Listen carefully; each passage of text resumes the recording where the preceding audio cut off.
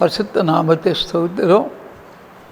தலைப்பு உன் கண்ணீரை கண்டேன். ஏசியா தீர்க்கதரிசனத்தில் 38வது அதிகாரம் 1-10 அந்நாட்களிலே எசேக்கியா வியாதிப்பட்டு மரணத்துக்கு எதுவாய் இருந்தார். அப்போது ஆமோஸின் குமாரனாகிய ஏசியானு தீர்க்கதரிசி அவனிடத்து வந்து, நீர் வீட்டு காரியத்தை ஒழுங்குபடுத்தும், நீர் பிழைக்க மாட்டீர், அருகி போகிறது என்று கர்த்தர் சொல்கிறார் சொன்னான். எசேக்கியா வியாதிப்பட்டு மரணத்தில் இருக்கிறான். எசேக்கியா ராஜா. அப்போது ஏசியா தீர்க்கதரிசி அங்கே போய் எசேக்கியா கிட்ட, ஐயா, இது உன் வீட்டு காரியத்தை ஒழுங்குபடுத்தும், நீர் பிழைக்க மாட்டீர் என்று ஏசியா தீர்க்கதரிசி கொண்டு ஆண்டு பேசுகிறார். இந்த நாட்களில் அப்படி பேசினா யாரும் ஏற்றுக்கொள்ள மாட்டாங்க. எங்கள் ஊழியர்களில் எண்ண முடியாத குடும்பங்கள் அப்படி நடந்துருக்கு. அதை ஏற்றுக்கொண்டவங்களெல்லாம் அவங்க அந்த மரணம் வந்ததில்லை, ஏற்றுக்கொள்ளாததுக்கெல்லாம் வந்துருக்கு. ஆனால் அதே போல் ஏசியா தீர்க்கதரிசி அனுப்பினார். ஏன் அனுப்பினார்? எசேக்கியாவை ஆண்டவர் நேசிக்கிறபடியால் தான் ஏசியா தீர்க்கதரிசி அங்கே அனுப்பினார் எசேக்கியா வீட்டுக்கு. நாட்கள் எசேக்கியா எப்படி இருக்கார்? வியாதிப்பட்டு மரண தருவாயில் இருக்கிறார். அந்த சூழ்நிலை தான் அவனை நோக்கி, நீர் ஒரு வீட்டு காரியத்தை ஒழுங்குபடுத்தும், நீர் பிழைக்க மாட்டீர் என்று கர்த்தர் சொல்கிறார். இந்த நாட்களில் ஒரு தீர்க்கதரிசி போய் வீட்டில் சொன்னால் அது எவ்வளோ கஷ்டமாக இருக்கும். ஜனங்க ஏற்றுக்கொள்ள மாட்டாங்க. அது தீர்க்கதரிசியும் பிரச்சனை கொடுத்து தான் இருப்பாங்க. ஆனால் அப்போது எசேக்கியா தன் முகத்தை சுவர்புறமாக திருப்பி கொண்டு கர்த்தரை நோக்கி, அவன் ஆண்டவர் ஏசியா தீர்த்து கொண்டு பேசுவோன்ன அவன் என்ன செய்கிறான் பார்த்தீங்களா? அப்போது எசேக்கியா தன் முகத்தை திருப்பி கர்த்தரை நோக்கி, யாரை நோக்கினா? தீர்க்கதரிசி கொண்டு கர்த்தரை பேசுகிறார். கர்த்தரை நோக்கி முகத்தை சூர்புறமாக திருப்பி கொண்டு முகத்தை சூர்மாக திருப்பி கொண்டான். கர்த்தரை நோக்கி, கர்த்தாவே, நான் உமக்கு முன்பாக உண்மையும் மன உத்தமாய் நடந்து முது பார்வைக்கு நலமாது செய்தேன் என்பதை நினைத்தார்கள் என்று எசேக்கியா மிக அழுதான். ஏசியா தீர்க்கதரிசி ஆண்டு பேசிட்டார். எசேக்கியா வீட்டு காரியத்தை நீ மறைக்க போகிறாய், உன் வீட்டு காரியத்தை தான் ஒழுங்குபடுத்து, ஒரு இறந்து போனால் உன் குடும்பம் நிறைய வில்லங்கம் வரும், அதுக்கு முன்னே ஒழுங்குபடுத்து நீ என்றால் ஏசியா தீர்க்கதரிசி பேசுகிறார். ஏன்னா ஆண்டு நேசிக்கிறபடினால நீ என்ன வீட்டுக்குள்ள பெரிய பெற்றோர்கள், கணவன் மனைவி, தாய் தகப்பன் எவ்வளோ வில்லங்கம், எங்கே பார்த்த வில்லங்கத்தான கோர்ட்டில் போய் இருக்கிறாங்க, நிறைய கோர்ட்டில், எல்லா கோர்ட்டிலையும் இருக்கிறாங்க. ஏன்னா ஒழுங்குபடுத்தாமல் பெற்றோர்கள் ஒழுங்குபடுத்தாதனால அங்கே வில்லங்கம் வருது.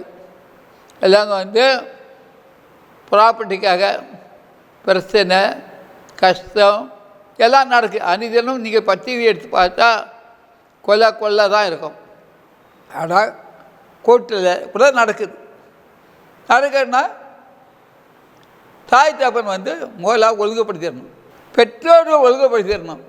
என்னவோ ஒரு வருஷம் ஆகட்டி, ஒரு மாதம் இது இந்திய ரட்சணிய நாள், அன்றைக்கிற நாள் அன்றைக்கி ஒழுங்குபடுத்திட்டா. அதே போல் எசேக்கியாட்ட பேசும்போது அவன் சுவர்புறமாக திருப்பி கர்த்தரை நோக்கி, கர்த்தாவே, நான் உமக்கு முன்பாக உண்மையும் மன உத்தமாய் நடந்து முது பார்வைக்கு நலமாக செய்தேன் என்பதை நினைத்தாளம் என்று விண்ணப்பம் பண்ணி எழுதினான். சூர்புறமாக திருக்கி விண்ணப்பம் பண்ணுறான். கர்த்தாவே, நான் முன்பாக உண்மையும் உத்தமாய் பார்வைக்கு நலமான காட்சி செய்தேன் என்று நினைத்தெழுந்து விண்ணப்பம் பண்ணி மிகவும் அழுதுதான், சத்தம் போட்டு அழுதான். இன்றைக்கி நீங்கள் பார்ப்பீங்க, ஒரு வீட்டில் மரணம்னா ஒரே அழுகை சேர்த்தா இருக்கும்.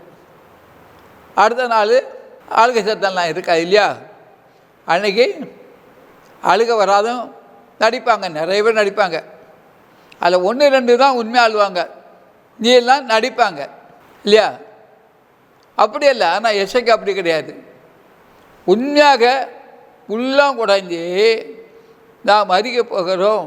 அதான் அவர் முன்பாக திரும்பி சத்தம் போட்டு அழுகிறான். உண்மையான ஆள் தான். அவன் மரணத்தை குறித்து அழுகிறான். இப்போ உள்ள மரணத்தில் டெத்தில்லாம் நடக்கலாம், நடிப்பு தான். கும்பலோட கும்பல் கூத்து தான் நடக்கும். அதில் அடக்கம். அந்த டெத்தை விட்டு போனோடனே என்ன சொல்லுவாங்க தெரியுமா? அவள் அநியாயம் செய்தான், இவன் அநியாயம் செய்தானே வந்தது கண்டு 10 குற்றத்தை சொல்லிட்டு போயிடுவாங்க. இதுதான் இப்போ உலகத்தில் நடக்கிறது. ஆனால் எசைக்கு அப்படி இல்லை. உணர்ந்தான். உணர்ந்து திரும்பி சத்தம் போட்டு அழுதான். அப்போது ஏசாக்கு உண்டான கர்த்தருடைய வார்த்தையாவது, நீ போய் எசேக்கியாவை நோக்கி உன் தகப்பனாகிய தாவீதின் தேவனாகிய கர்த்தர் சொல்கிறார் என்னவென்றால், உன் விண்ணப்பத்தை கேட்டேன், உன் விண்ணப்பத்தை கேட்டேன், கண்ணீரை கண்டேன், இதை உன் நாட்களை விட 15 வருஷம் கொண்டு வந்தார்.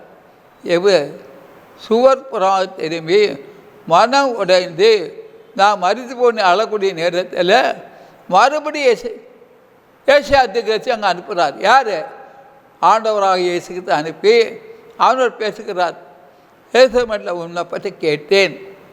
இன்றைக்கி பல விடம் ஜெபிக்கிறாங்க, விண்ணப்பத்துக்கு பதில் வரலையே. உள்ள உடைக்கப்படல. சங்கரபாதி கரபச்சியா உள்ள உடைக்கப்படல.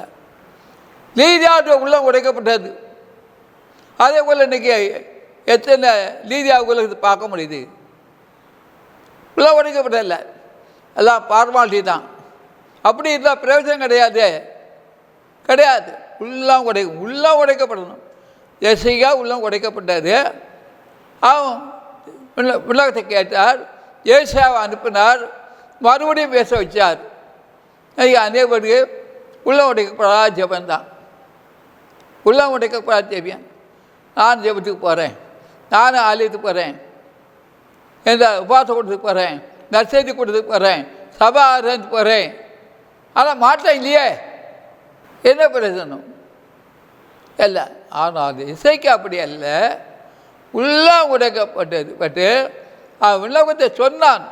அப்போ தான் ஆண்டவர் மறுபடியும் ஏசியாவுக்கு உண்டான கர்த்தருடைய வார்த்தையாவது, நீ போய் இசைக்க நோக்கி உன் தப்பனாகிய தேவனாகிய கர்த்தர் சொல்கிறாவது என்னவென்றால், விண்ணப்பத்தை கேட்டேன், உன் நாட்களோடு 15 வருஷம் கூட்டுவேன் என்றார். அவன் உள்ளம் உடைக்கப்பட்டு கதம் போது தான் ஏசியாத்துக்கு அனுப்பி கூட்டினார். நம்முடைய வாக்கு உள்ளம் உடைக்க இல்லையே. நம்முடைய வஞ்சகம் தானே இருக்குது. வஞ்சகம் இருக்குது, பொறாமை இருக்குது, எரிச்சல் இருக்குது, திருட்டு இருக்குது, கொலை இருக்குது, கல்லை இருக்குது, விபச்சாரம் இருக்குது, மது இருக்குது. எப்படி நம்ம ஜெபம் கேட்கப்படும்? எசைக்கா உள்ள உடாஞ்சான். சீஸ் மை காட் உள்ள வந்து மனம் திரும்பி கதறனா.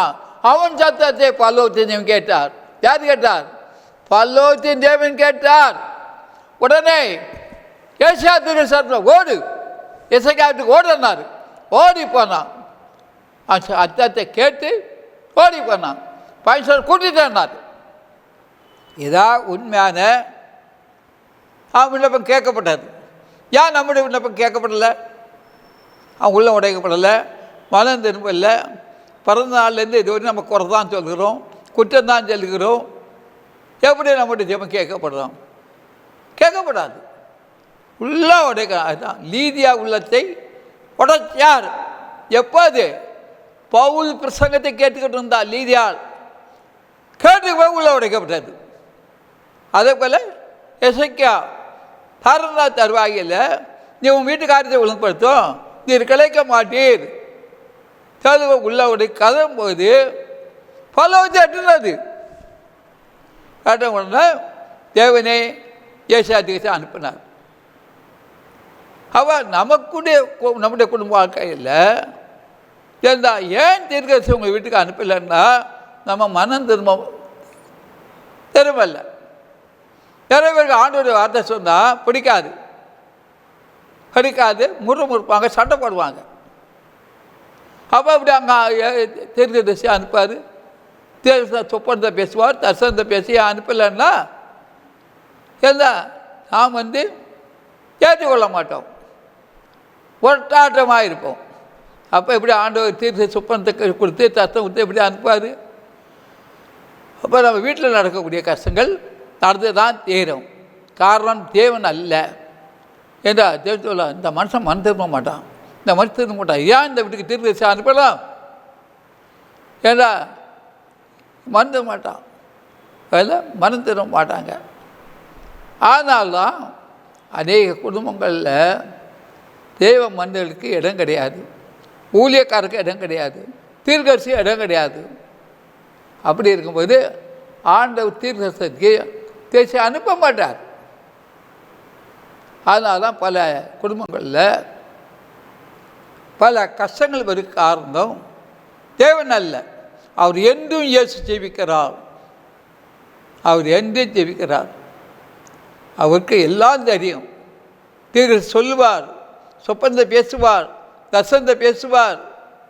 ஏற்றும்போது உங்களுக்காக ஜெபிக்கக்கூடிய வேலையில் என்றால் மரணக்கட்டு அறுக்கப்படும், வியாதி கட்டு அறுக்கப்படும், பாவக்கட்டு அறுக்கப்படும், சாபக்கட்டு அறுக்கப்படும், பெச்சார கட்டு அறுக்கப்படும், சமாதானக்குறை கட்டு அறுக்கப்படும். உலகத்தில் என்னென்ன கட்டு சாத்தானால திசாசினால எல்லாம் இயேசுவின் நாமத்தில் அழிக்கப்பட்டு போயிடும். எல்லாம் அழிக்கப்பட்டு அங்கே ஒரு சேமத்தை பார்க்கலாம், ரட்சிப்பை பார்க்கலாம், சமாதானத்தை பார்க்கலாம், சந்தோஷத்தை பார்க்கலாம், அற்புதத்தை பார்க்கலாம், அதிசயத்தை பார்க்கலாம். இதான் அப்போ நம்முடைய வாழ்க்கையிலேருந்து நாம் ஜெபிக்கக்கூடியதில் நீங்கள் மனப்பூர்வமாக ஏற்றுக்கொள்ளிங்களா ஜெபம் பண்ணணும். எங்கள் வீட்டுக்கு ஒரு தீர்க்கதரிசி அனுப்புவோம், சொப்பனத்தை பேசி பேசணும்னா தொடர்பு கொள்ளலாம். இல்லை நீங்கள் அந்த தீர்க்கதரிசியை அணுகி நீங்கள் ஜெபம் பண்ணும்போது ஆவியானவர் உங்களுக்கு வருங்காரியங்களை வெளிப்பேசுவார். வருங்காரியங்களையும் பேசுவார், நிகழ்காரியம் பேசுவார், நீங்களுடைய சொப்பனத்தையும் சொல்லுவார், தரிசனத்தையும் சொல்லுவார். அதுதான் தேவன்.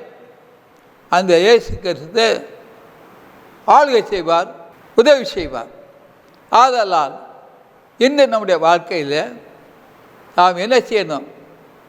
நீங்களாவது தீர்க்கதரிசி ஆடர் 50 அரிசி ஒவ்வொரு அடிகளையும் காலையில் உபாசப்பட்டு காலை 10 எல்லா இடங்களும் வருவாங்க, அதிகாலை தெய்வத்துக்கு வருவாங்க. தேவனுடைய வார்த்தை இருக்குது, 50 அரிசி பெறாக்கா வார்த்தை இருக்குன்னு வருவாங்க, வார்த்தையை கேட்டு போவாங்க. கர்த்தர் அப்படியே செய்வாராங்க. ஆமென். இந்த நிகழ்ச்சி பார்க்குற ஒவ்வொருவரையும் தனித்தனியாக ஆசைப்பாங்க. இந்த ஊழியத்துக்காக, இந்த தொலைக்காட்சி நிகழ்ச்சிக்காக காணி தாங்குங்க. இங்கே சனி அதிகாரத்துக்கு வாங்க, கர்த்தர் நிச்சயமாக கண்ணீரை துடைப்பார். ஆமே ஆமே. மேலும் தேவ ஊழியரை நீங்கள் தனித்தனியாக சந்தித்து ஜெபிக்க விரும்பினார் ஒவ்வொரு நாளும் அதிகாலை 5 மணி முதல் காலை தொழுகையில் நீங்கள் கலந்து கொண்டு சகோதரர் அவர்களை சந்தித்து ஜெபித்துக் கொள்ளலாம். மேலும் விவரங்களுக்கு தொடர்பு கொள்ள சுவிசேஷகர் எஸ் தங்கசாமி, தொலைபேசி எண் 26574550, 26574551, செல்போன் 9383344445. புத்தூர் அதிசய பெராக்கா தீர்க்க தரிசன ஊழியங்கள் நடத்தும் பரிசுத்த உபவாச ஜெப கொடுகை நடைபெறும் இடம் அதிசய பெராக்கா தீர்க்க தரிசன ஊழியங்கள் 71 மௌனசாமி தெரு, அம்பத்தூர் ஓச்சி. இதில் சிறப்பு ஜெபம் மற்றும் தேவ செய்தி அளிக்க இருக்கின்றவர் தீர்க்கதரிசி சுவிசேஷகர் எஸ் தங்கசாமி அவர்கள். அன்பானவர்களே, இந்த உபவாச கூட்டத்தில் கலந்து கொண்டு தேவ ஆசீர்வாதங்களை பெற்று செல்ல அன்புடன் அழைக்கப்படுகின்றீர்கள்.